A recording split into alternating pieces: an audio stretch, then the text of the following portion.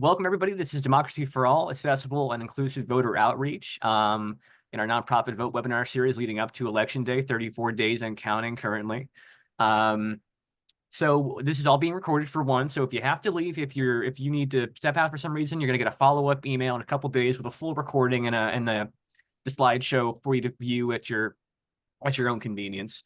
Topic today, of course, we're covering accessible voter engagement and how you can make sure your voter engagement and outreach efforts are as accessible to everyone as possible.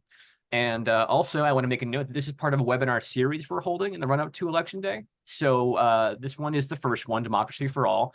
Coming up on the 8th, we will be doing Get Informed, Get Out, Get Voting, Voter Education, and GOTV in 2024.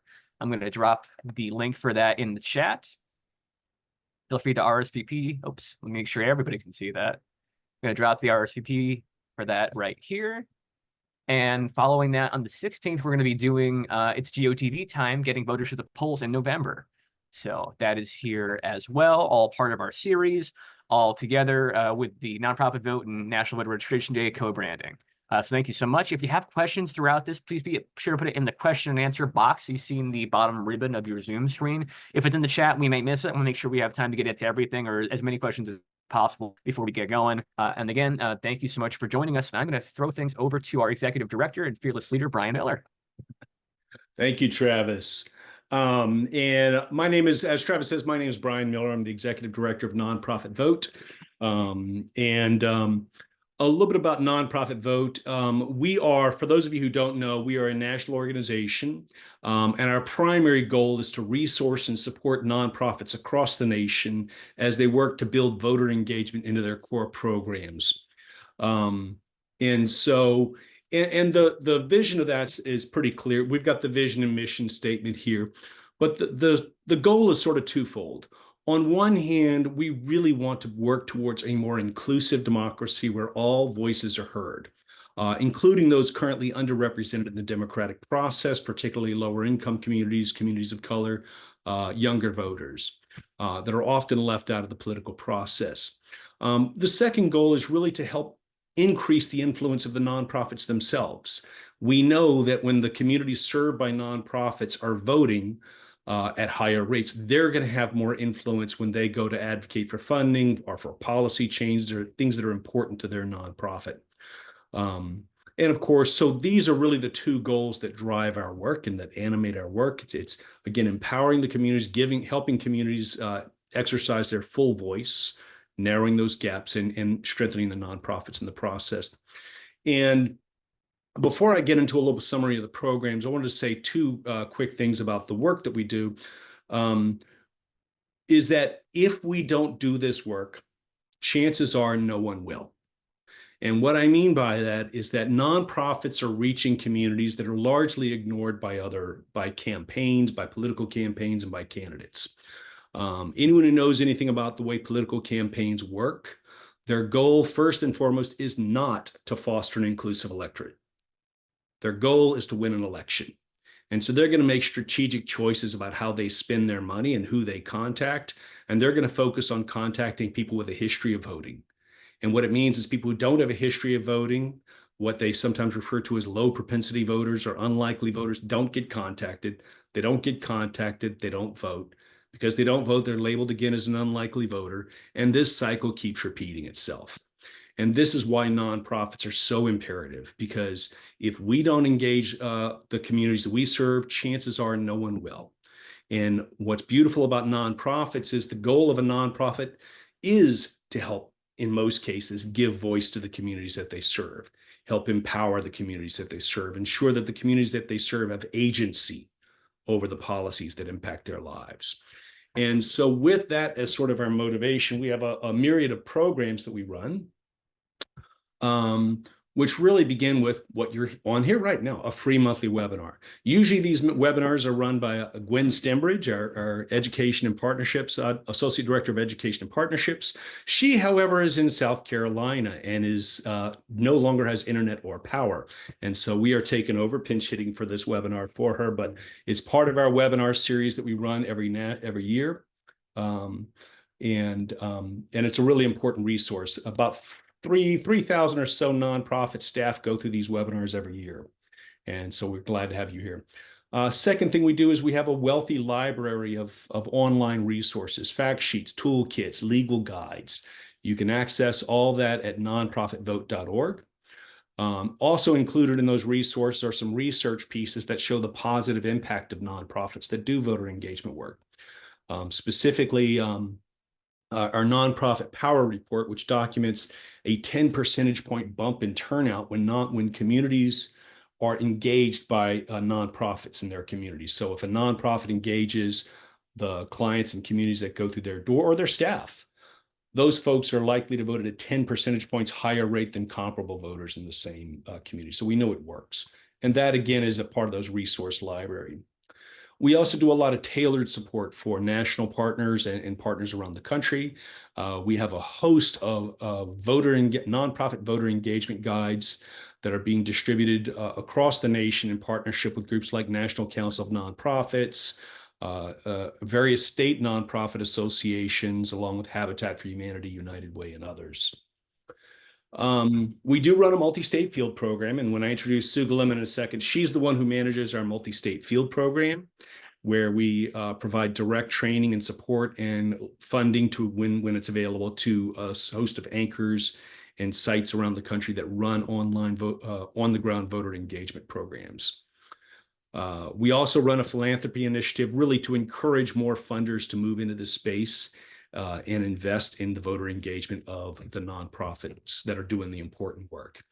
And lastly, we are the managing partner of National Voter Registration Day, which is a huge multi-organizational project collaborative that we just released numbers earlier this week. This year's National Voter Registration Day registered about 820,000 voters.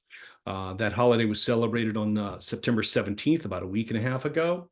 And we're really excited about those numbers. And in addition to that, there was a whole lot more, really millions of people who were engaged in conversations about voting, the importance of voting, many of whom checked their registration. When you include registration checks in, it really climbs up to about 2 million voters that either checked their registration or actively registered.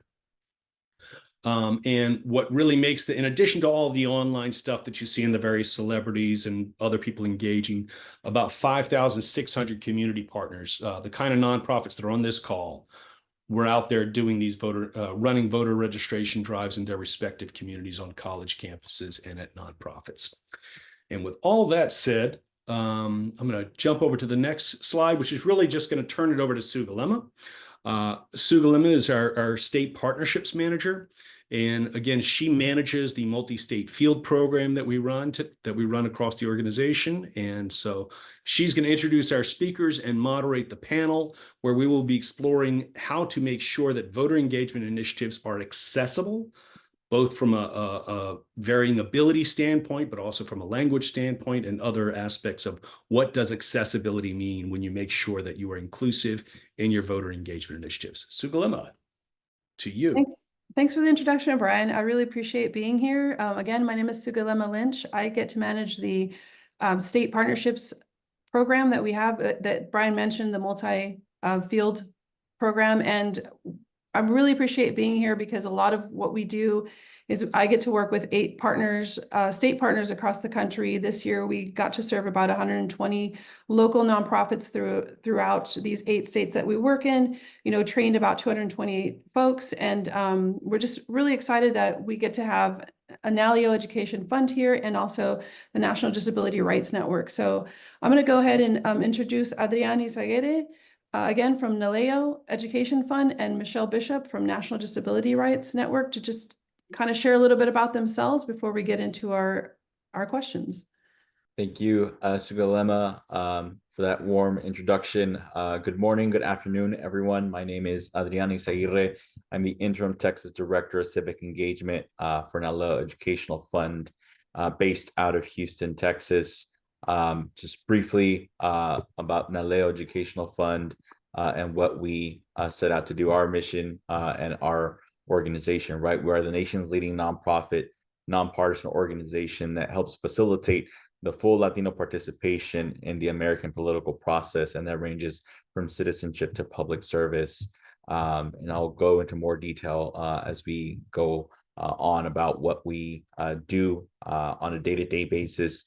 But that is what our organization mission is set out to do, is to, as Brian alluded to earlier, right, reach our Latino community in ways that they may not be reached or have timely access to information about. In addition, right, to what our organization does to help collaborate and work with our friends at Nonprofit VOTE. We are part of the steering committee as well through NALEO Educational Fund CEO Arturo Vargas to be part of that committee as Nonprofit VOTE coordinates National Voter Registration Day. So we're proud to be partners and work with Nonprofit VOTE on this and many more things that we are setting out to accomplish. And I'll pass it over to Michelle to introduce herself. Thank you. Hi, everyone. I'm Michelle Bishop. I'm the manager of voter access and engagement at the National Disability Rights Network, NDRN for short. If you don't know us, we are actually a national membership association for disability rights nonprofits that are in every state, every territory, the District of Columbia, and one that specifically represents Native Americans with disabilities. We are a federally mandated network of organizations that protect the rights of people with disabilities. To give a really short explanation, I usually call it kind of like a legal aid for people with disabilities. Just sort of right, sort of wrong, but it gives you the idea.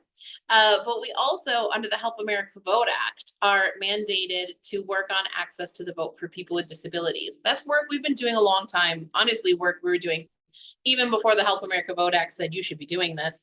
And it really started with making sure that elections processes are accessible, right? Are polling places accessible? Are we using good voting equipment? If you can imagine, before the Help America Vote Act, we're using those punch card systems that are like horribly inaccessible. I didn't even like using them, and I can hold the little thumbtack thingy you're supposed to use to mark your vote. Working with elections officials to make sure that they're training their poll workers well, that they know what types of accommodation people with disabilities are entitled to when they go to vote, things like that. But one of the things that we found, and one of the reasons we partner with Nonprofit VOTE, is that even if you have completely accessible polling places, which never happens, but in a magical world where we do have completely accessible polling places and great voting equipment, and we have enough poll workers, which never happens, and they're prepared and they know how to communicate with and assist people with disabilities, that alone won't drive people with disabilities to the polls. It makes a difference. There are about 40 million eligible voters with disabilities in the United States, and that was 40 million. There's a lot of us. We're a huge population. We're about 1 in 4 of the total population and about 40 million eligible voters. But we are a big and diverse community, and solving the access barriers that we face went a long way to closing the gap in voter participation between disabled people and non-disabled people. It used to be, oh my gosh, probably at one time, probably well over 10%.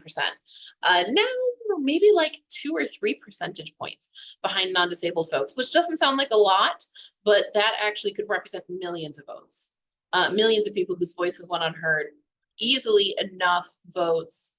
Sometimes the gap is maybe about 3-4 million voters. That is enough to determine the outcome of your average presidential election, right? So it is a huge and potentially powerful community that just needs to be heard through our vote. And what we've learned is that in addition to making sure the system is accessible, we need to make sure that when we're getting out and we're talking to people about getting registered and the importance of your vote, that we're doing that in a way that's accessible and inclusive of people with disabilities who are just less likely to get that message. I was so glad Brian talked about, communities that aren't necessarily always included in those types of voter outreach efforts and that sometimes go unheard. And when we talk about people with disabilities, we are talking sometimes about folks who live in settings that people don't usually go to. A lot of people with disabilities live in the community. But when you think about people who are living in like long-term care facilities, no one is coming in with a get out the vote message for those folks. So in a lot of ways, often overlooked. And so that's why we're just really proud to be partners with Nonprofit VOTE and to be premier partners with National Voter Registration Day, because we just really believe it's important not only to make sure the process is set up for our voters, but that we're talking to our voters about why it's so important that they get registered and that they're heard on Election Day. Yeah, thanks for sharing all that information, Michelle. And not only presidential, but local elections, so important. Awesome. Well, I think I'm ready to start asking some questions and jump in if you feel compelled. Hopefully we'll have a good back and forth discussion. And then once we're done with this, we will take questions from the audience. So our first question is, what does an inclusive and accessible democracy look like for the community you work in? Thank you for that question, Sugilema. And I think, to help lead off, right, for NALEO Educational Fund, an inclusive and accessible democracy in the United States means a community in which our members are actively engaged and that they're invited to participate when they have access to the information that they need.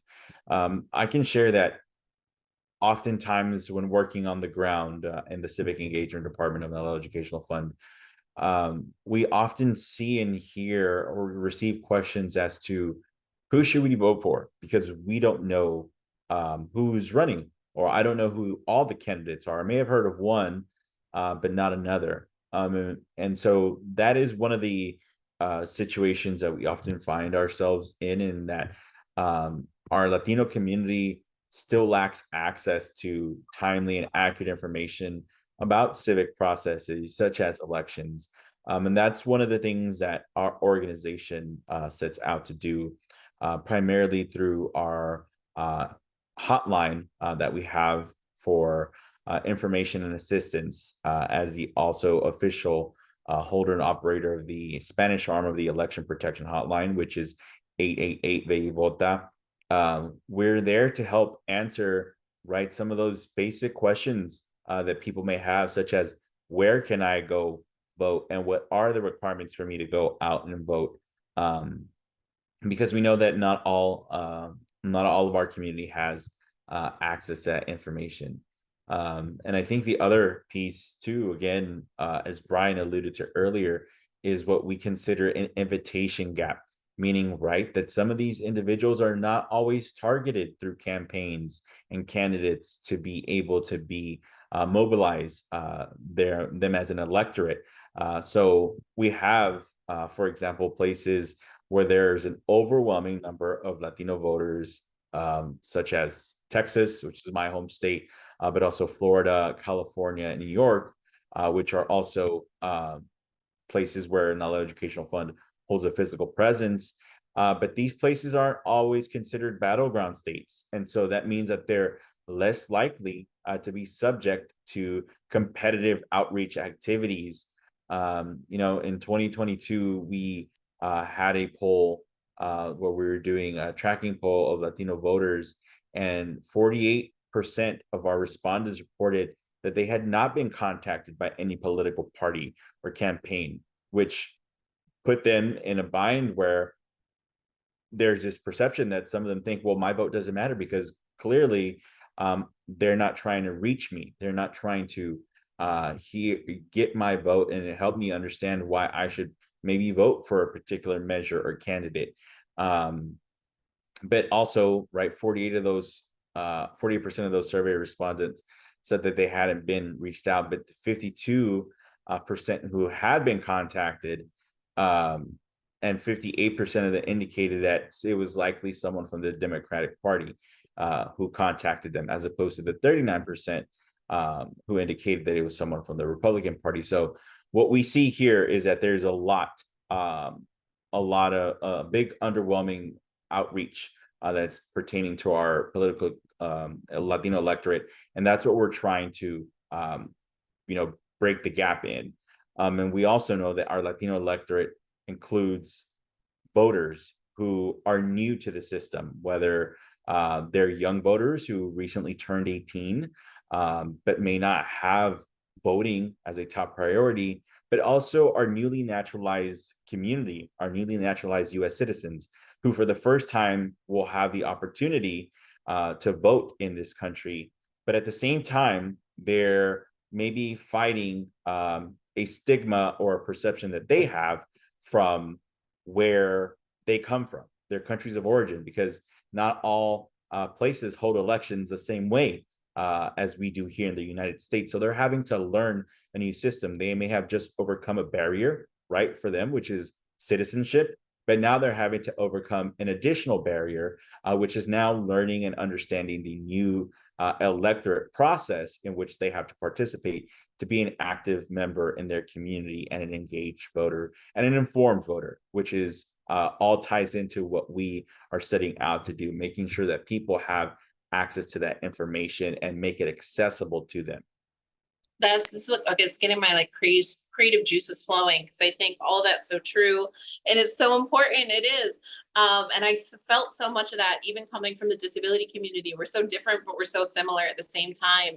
And I think that there's kind of three things that I think about when I think about how we can be more accessible and inclusive in terms of our community.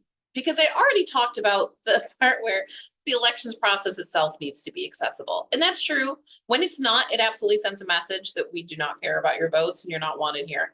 But I think there's so much more to that. There's data from Pew Research Center that shows that people with disabilities were actually more likely than their non-disabled peers to report that they were paying attention to this election and that they thought that who won the election was really important and it really matters. So it's not that our folks aren't paying attention. It's not that people with disabilities don't care or they're not interested or they think that it doesn't matter. There's something else going on.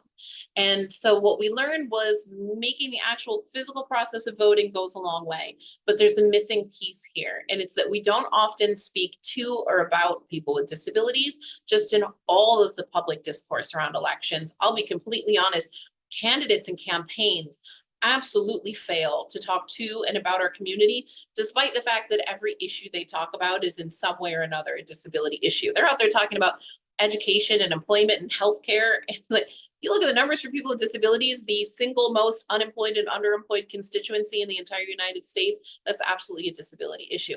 But they're failing to connect it to us. And I will say for the disability rights community, we're working hard to change that. We're pushing them to be more inclusive in that way. But for nonprofit organizations that partner with Nonprofit VOTE that are out there just talking to voters themselves about why you should vote and the issues that matter that should drive you to the polls, inclusion in that sense goes a long way as well. And I think it maybe looks like three things. I've been sitting here thinking about it as I was listening. One is making sure we're including people with disabilities from the start. If you participate in coalitions of organizations that are doing work around the vote and you look around the table and there's no one with a disability or no disability organization there, that's definitely step one. We want to get those folks at the table so that their voices are being heard throughout the entire process. We say the same thing to elections officials. Sometimes they go and they make a bunch of decisions about how they're going to run their elections and they come show it to us later. Like, look what we did. This is great. And I'm like, wow, that was not accessible at all. Why didn't you ask us first? And I think we can do the same thing when we're talking about how we're going to get out into the community and talk to and engage voters to make sure that everyone is there and represented at the table. I think another part of that, and sometimes why it's scarier for folks to do that, is that they're worried that they're not accessible, which I think is a little bit different than inclusive. So I think it also starts with making sure if we're like having physical meetings, are we using spaces that are physically accessible for people? Are there ramps or elevators where there's stairs? Are there wide enough hallways and space between tables? Is there a ramp on that stage? All of those things. Are they speaking to microphones so that people who are hard of hearing can catch it? Do you have ASL interpreters and captioners and all those things? I think we can make our physical spaces accessible. I think we can do some very similar things with our virtual spaces to make them more accessible, especially when we're on Zoom. Comes with some captioning and stuff. They make it real easy for you. But even your website, your print materials, are those accessible so that when we invite people with disabilities to come in, the first thing they say isn't, none of this works for me. And I think the last thing that we can do is prepare folks who are going out into the community to be able to speak to people with disabilities and answer their questions. Because no matter if you're on today and you might be thinking, I work with such and such constituency, we're trying to reach these types of voters, not people with disabilities. It doesn't matter. You're absolutely going to come across people with disabilities. Disability does not discriminate. We cross-cut every other constituency in the United States. We come in all different races and religions and socioeconomic classes and all of those things. So whoever it is that you're going out to speak to, you're going to come across people with disabilities. And they're going to have some really specific questions about things like, is my polling place going to be accessible to me? Or I tried to look at my sample ballot online and somebody scanned a paper ballot into a PDF, which people with disabilities can't read. It's not accessible if you use a screen reader. Things like that. I want to go to that candidate forum. Do you know if it's accessible? Will there be a disability question asked?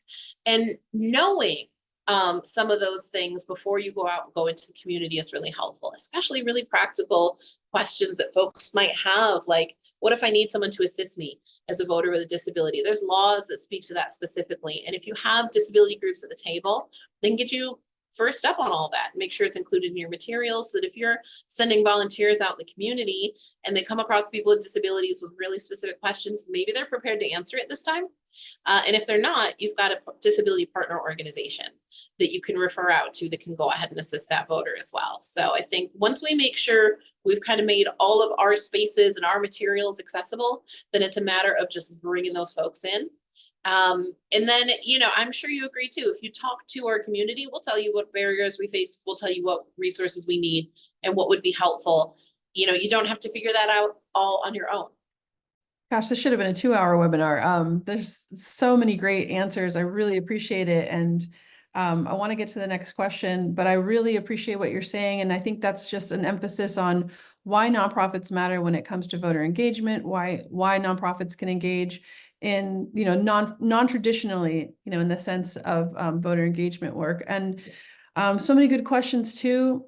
I just wanted to ask, what is the strength of the community you serve and work in when it comes to democracy? Like, what is that strengthening piece? I feel like you've mentioned it, but if you could just touch on that a little bit more, that would be awesome.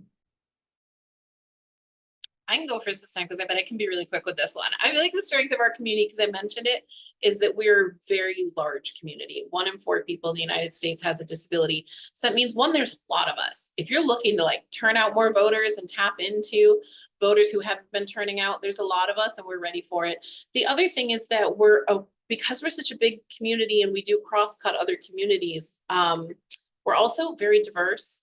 And we tend to be a very complex swing vote. So you're really tapping into a community that really will bring a lot of new voices and faces to the table, because we are absolutely not a monolith.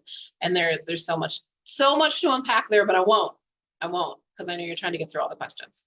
I can follow up on that and just answer right on our end for our particular our Latino electorate. What we consider a key strength is that the Latino population also keeps growing. And so the Latino share of what is the US electorate is one of our key strengths. And the other would be that we're not a monolith, that we require nuance and sophisticated outreach tactics. Just like any other segment of what is the US electorate, in that we don't just need materials translated verbatim, word for word in maybe, let's say, Spanish, right? That's not it for us, because there needs to be that same, I guess what we consider, right, that equal outreach of explaining what you mean by this material that you put out. Don't just say that, oh, well, we put it out in Spanish, you should have it. There's a lot more that sophistication that comes to that. And in particular, if you translate it verbatim, because things don't always translate well verbatim. If anyone has ever used Google Translate, you will come to find that what you typed in on the English side doesn't necessarily reflect what you said on the Spanish side. And so that's the type of sophistication that needs that explanation, that actual genuine intent of that. Again, so that's what we see, our size, we are in that at least 17.5 million Latinos will vote in these 2024 elections. And we know that that's a change from what we saw in 2020, from a 66.5% growth from 2020. And it's the 38% growth from the 2016 election. So that number just keeps driving up. And again, it's those two things, our population and our share of what is part of our Latino electorate is one of our key strengths for our community. Thanks for sharing that. I'm gonna skip over to another question, and I'll start with you, Adrian, if that's all right. What should nonprofit leaders doing voter engagement know about your work specifically? You know, what we encourage nonprofit leaders to do, and part of what our work is focused on, is disseminating accurate and timely information to Latino voters to ensure that their participation in the electoral process helps close that gap that the community is facing and has difficulty accessing such information, and helping, you know, advocate for policies that deter from these barriers and remove these barriers from the Latino electorate. You know, I can share that in Texas, we've recently faced some of that and addressed some of that. In 2021, there was a state legislature, SB1, that was basically targeting voter harvesting. And in recent times, the Attorney General here from the state of Texas was going after Latino civil rights organizations to kind of instill some fear and decrease that. Advocacy is key in some of that work, and that's what we've done. Our organization wrote a letter to the Department of Justice to help advocate for addressing this issue that was facing, again, in particular, our Latino community. And as of yesterday, that previous legislature bill that was in effect was blocked by a federal judge. And, you know, we're seeing that the activities that were taking place that were facing our Latino communities, that those have been addressed.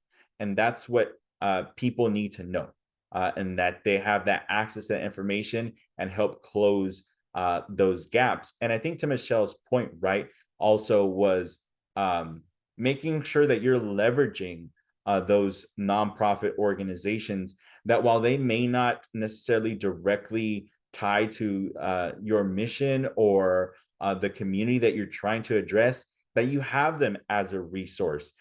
Again, NALEO Educational Fund is focused on the Latino community, but if I happen to come across someone from the AAPI community, I'm not going to tell them that I don't have anything for them. I'm going to tell them the opposite. While the NALEO Educational Fund hotline may not be the line that you need to have your question answered, I know the organization or the number that can help you in your preferred or needed language, right? And that is the type of assistance that we need to do, whether it's ASL, whether it's other languages, that collaboration to bridging those gaps, because our communities are diverse, and they're becoming even more diverse as time goes on, and making sure that we create those bridges that not only run in parallel, but also intersect. I love that idea of like the coalition building where you're supporting each other. Even if you don't have the direct resources, you always have somebody you can call. Go ahead, Michelle. So say for nonprofit leaders that are doing voter engagement work, what do they need to know? I think the one thing that's important to know about voters with disabilities is that disability, and we know this is really an umbrella term for a whole lot of different types of disabilities, and they're all very different. And even two people could have the same disability and not experience it the same way. So what is a barrier for one person with a disability is not necessarily for another. If you're talking about people with intellectual disabilities and mental illness, probably the biggest barrier, the biggest problem that we're facing is stigma against those folks, that that you're either too childlike or unintelligent or just not in touch with reality to be voting, all of which, if you know anyone, and you probably do, with intellectual disability or mental illness, you know, is completely ridiculous. That is something cable television taught you to believe that is not true. And so we're fighting those stigmas. If we're talking about voters with more physical mobility related disabilities, we're talking about like some of that traditional stuff that I already mentioned about like making sure physical spaces work for everyone. So the disability community, one of the things that's most powerful about us is that we are so big and so broad, but it's also something that makes us really complex. And so pulling in one person with one type of disability or something like that doesn't necessarily cover it. And there isn't going to be one magic solution, that there's not going to be a panacea that's really going to make voting work for everyone. So thinking in that mindset of inclusion and diversity, I think is really important, because it's just getting everybody voting it's big and it's complicated. I love that mindset, inclusivity, and how was the last word you said? It was great. Anyway, I just been diversity, but I can't remember. Yeah, I think it was diversity. Yeah, I'm glad we had this recorded. I really appreciate your answers. We are going to go ahead and head to our Q&A, see what folks out there want to know about. And I'm going to ask for a little assistance from Travis, and go ahead and move into that space. Awesome. So one question I have is, what can nonprofits and P&As do to push debate hosts like CBS Tonight to make ASL interpreters part of standard operating procedure? Okay, that's clearly at me, and that's a big one. And for folks who don't know the term P&A, that's our network of organizations.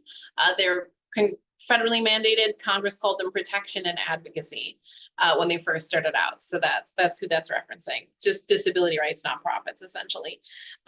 We are doing some pushing at the national level for that. It's hard. It's not even just in terms of the debates where it's seriously lacking, but if you've seen, especially during COVID, I bet a lot of people saw this, they're getting on TV doing really important updates that could save your life. And there's like no ASL and no captioning. And it's like, not everyone is getting this information, and it's vital. So it's a huge problem. I think for a lot of the nonprofits that are probably with us today, I think being inclusive in that way goes a long way, because organizations like NDRN are always going to be saying, do you have interpreters lined up? How are you making this accessible? But I think when non-disability organizations also say it, if every single group they talk to says, and also, are you making this accessible? Have you thought about ASL interpretation? It goes a long way. And I'll be honest, if there's any funders here, funders have a lot of power to say, we're going to give you money, but these are the terms and conditions. And some of the terms or conditions is you better be accessible, and you should be following federal law for accessibility and things like that. So I think when organizations that aren't traditionally thought of as the disability folks also carry that banner, it's really, really helpful. People are used to and probably sick of Michelle Bishop saying that kind of stuff all the time. They see this face a lot. But if there are other folks in front of them everywhere they go who are saying, are you making this accessible? Are you being inclusive? I think that could be really powerful. I love that so much. I love how you're just calling out those leaders of like, everybody needs to step up. It shouldn't just lie with you, Michelle. We got a question for you, Adrian. It's what's the best way for non-Spanish speakers to support voter engagement and registration work within Spanish-speaking communities? Again, it's that intersection of sharing information, right? If you're a non-Spanish speaker, simply having that information accessible to a community where you may know, or someone who you may come across with that needs Spanish resources or resources in Spanish, that you are able to provide them. That is one of the best ways to be able to get some of that information across and support voter engagement, because it kind of puts the ball in the other person's court and says the limitation does not stop you because of our language accessibility, given that I can provide you the resource, and then it allows the voter or the person, right, to have access to that, because that may motivate them, where they say, okay, well, maybe you can't directly help me, but someone can.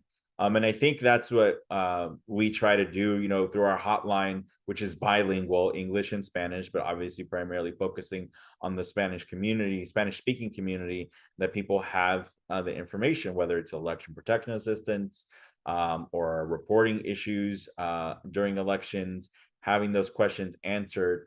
That's one of the best ways to support, right, is to help disseminate that information, because we also know that our Spanish speaking community faces another issue, which is misinformation, disinformation, and malinformation, in particular for all of the campaigns that go around spreading some of this info. And so we're adding another layer to our work in trying to combat that. So just making sure that they have that access, or that you can share that access to that timely and accurate information, is a big lift to help support the Spanish speaking community. Thank you for that. And then this one will go to Michelle. One of our attendees said, I am with the League of Women Voters of Idaho. Woo. Idaho implemented a strict voter ID law for voter registration last year. We are finding that some people with profound disabilities living in care facilities who do not have a current state ID are being disenfranchised because the state doesn't issue offsite IDs. It is not possible for these citizens to go physically to the DMV. Do you have suggestions? From a practical perspective, actually, if you don't know Disability Rights Idaho, that's our affiliate in your state, and I'd love to connect you to them and get y'all talking and see if they can maybe help come up with some good practical solutions there, because that's tough if they're not willing to come outside the DMV to issue those IDs. Those folks are absolutely going to be disenfranchised. That's really rough. I'd really love to get you connected to some folks on the ground who might have some good solutions for you. So whatever channel we need to go for you and I to get connected, I can hook you up with them. Thanks, Michelle. I'm so glad to hear that you can take action with that right now. This one, did you want to add something for this one, Adrian? Yes, okay. I did, Sugalema, if you would allow me, because I think that's something that Texas recently just faced with the actions, right, by the Attorney General in removing quote unquote non-citizens from the voter rolls, and a lot of these being from the elderly community, people who have probably naturalized many years ago and having to verify their citizenship, which is a little bit difficult again for some of our community that's particularly elderly or have disabilities that may not allow them to easily go to the DMV, because you need to have one of these 7 forms of acceptable IDs in the state of Texas in order to be able to do that. But when you register to vote, you don't have that. I think one alternative, aside from what Michelle has proposed, is also educating and letting people know what alternatives there may be with number one, being able to vote or being able to register to vote, in what ways.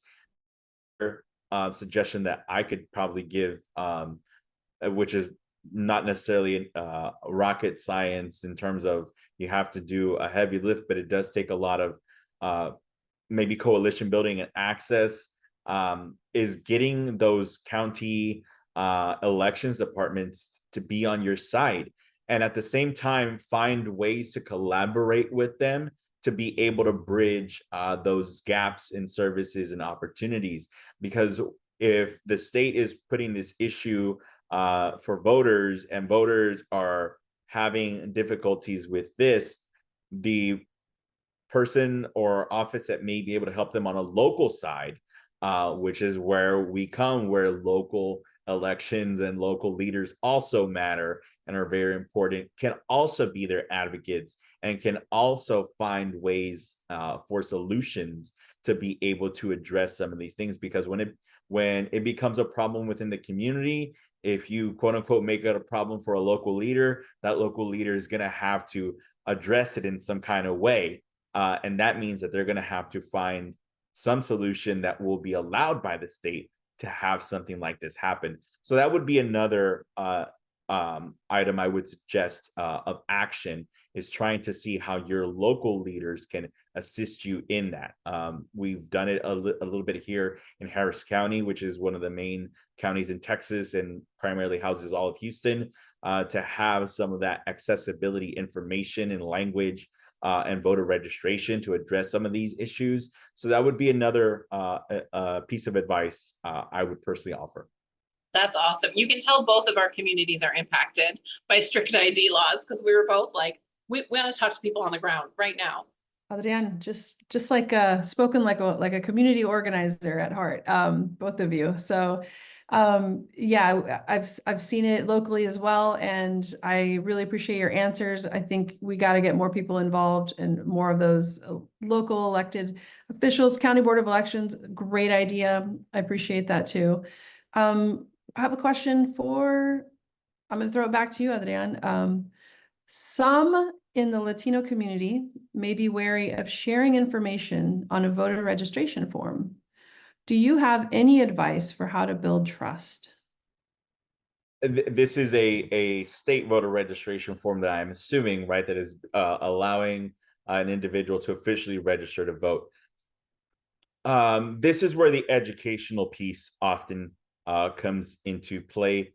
And also, again, putting on the little bit of the organizer hat that you just mentioned, is having those trusted messengers. I know that within the Latino community can be viewed and is very difficult, in particular when you may be quote unquote parachuting into a community to maybe just offer voter registration, but your presence as an organization maybe has never been there, but you're being asked by a local community partner, let's say whether it's a school or a community center, to do this.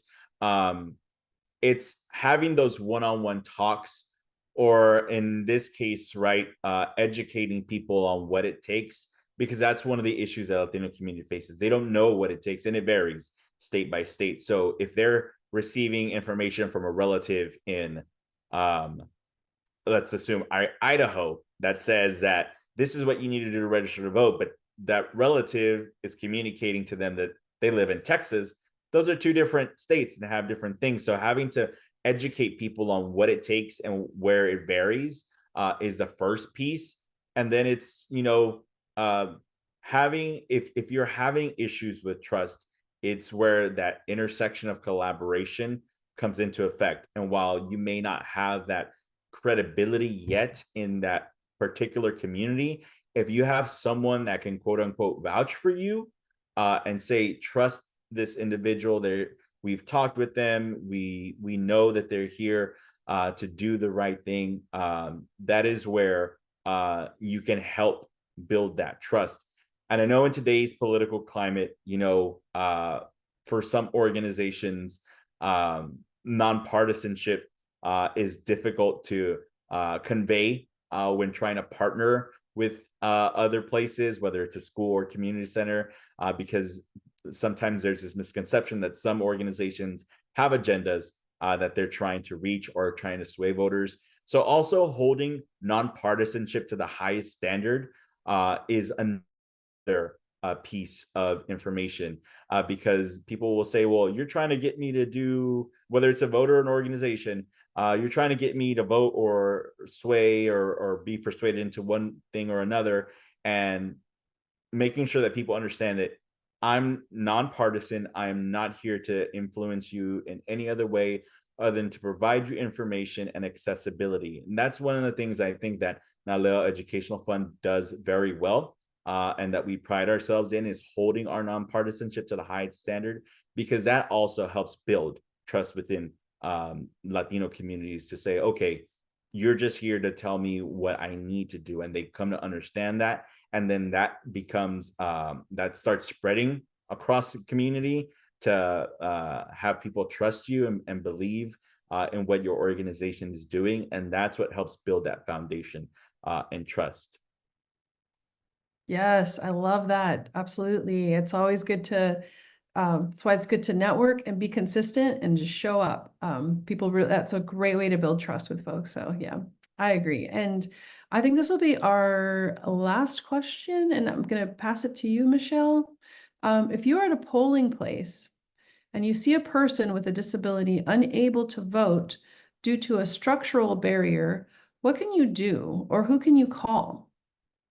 Well, I love that question. That's a great way to wrap up, because there's a good, easy, practical answer to that one.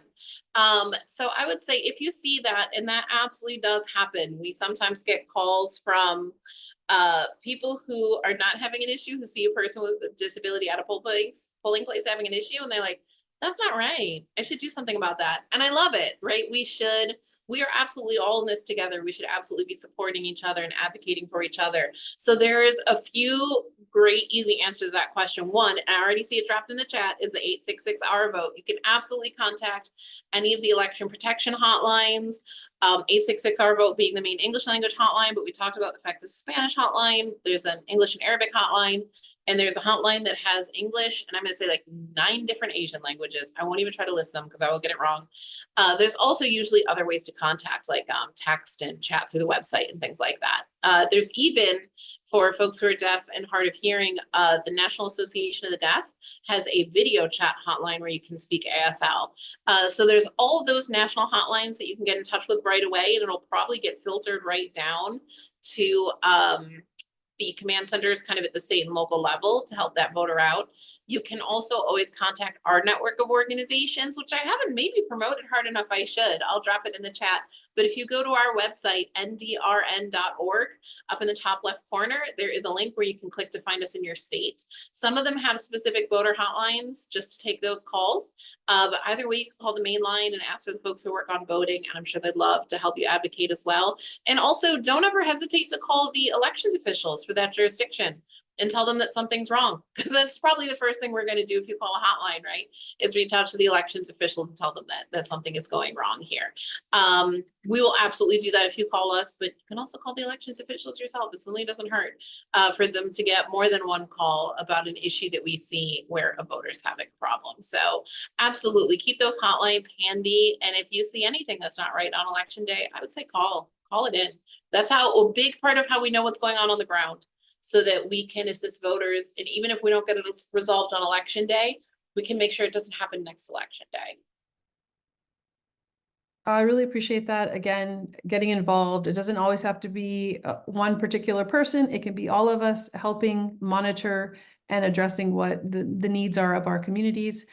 These are our final, any last closing words? I'll pass it to Adrian first, if you have any closing words.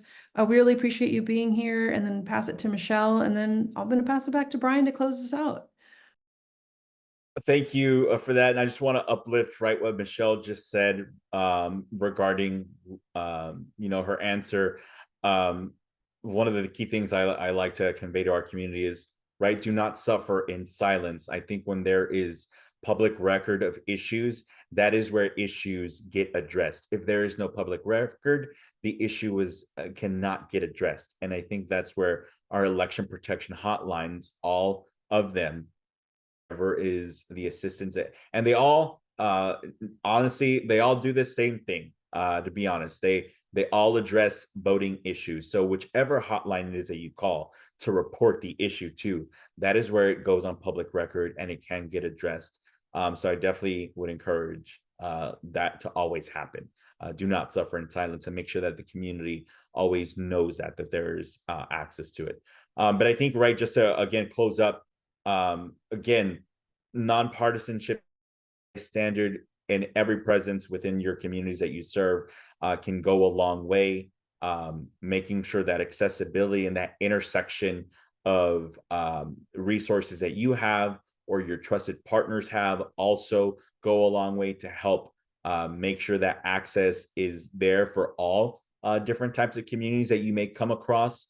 Can definitely establish a higher presence for you and your organization, as well as build trust or additional trust within the communities that you serve or come across, whether they're the ones that you are primarily attempting to serve or not. And again, just making sure that accessibility, that timely and accurate information, combating misinformation, not viewing particular communities through one specific lens, because we know that we all have different types of lenses that we are trying to view and see other people's viewpoints to be able to do this. So that would be the best advice I would encourage, right, our leaders that are on the ground or assisting our communities to do that, to carry that when you move forward in doing your work.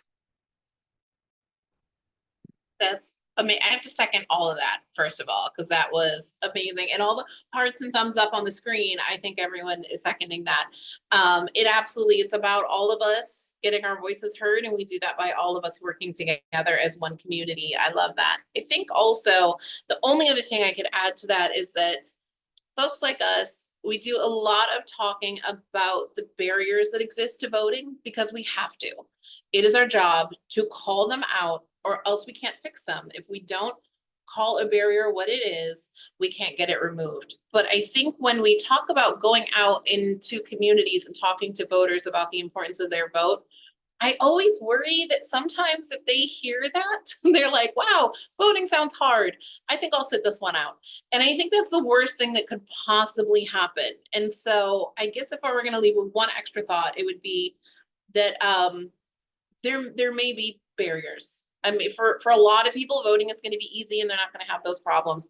For some folks and certain types of folks, there are going to be barriers.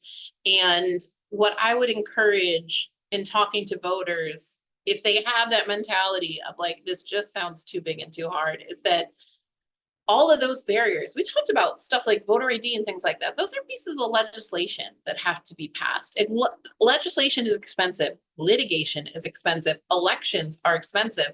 Anytime you see a barrier between you and the ballot box, the only thing you should think is somebody must have spent a whole lot of time and money putting this barrier in my path. And nobody would spend that much time and money trying to stop me from voting if my vote wasn't more powerful than I will ever realize.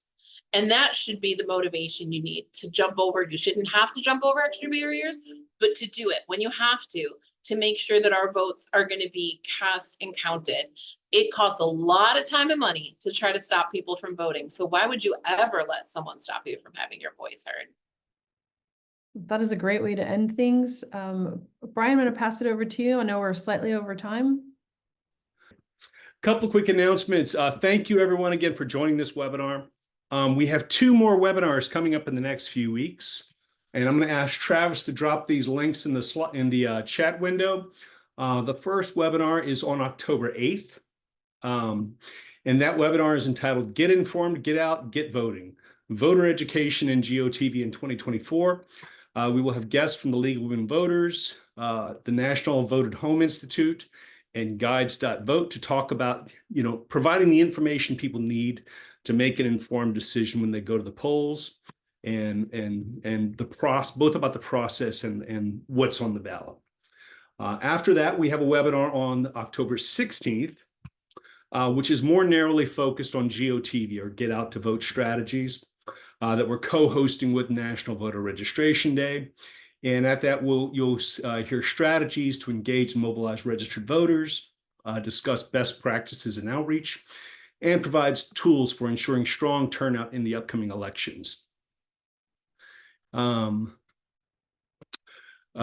we want to encourage everyone to take the Nonprofit Vote Pledge.